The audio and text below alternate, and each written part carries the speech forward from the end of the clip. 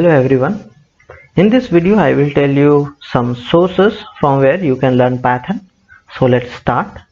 Open your browser. In your browser you have to type Python W3 School.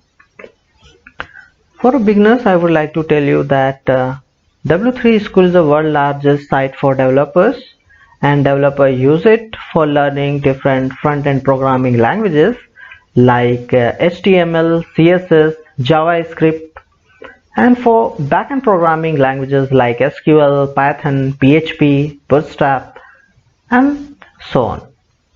Coming to Python, this website includes most of the things that you need to learn as a Python developer.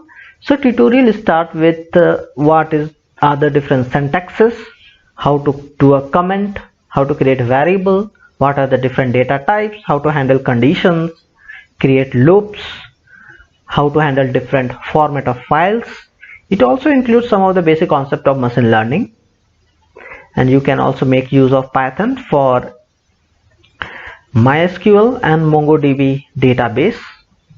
And this tutorial ends with few examples, exercises, quizzes, and you can also certify yourself for Python, but for that you have to pay some amount to this website.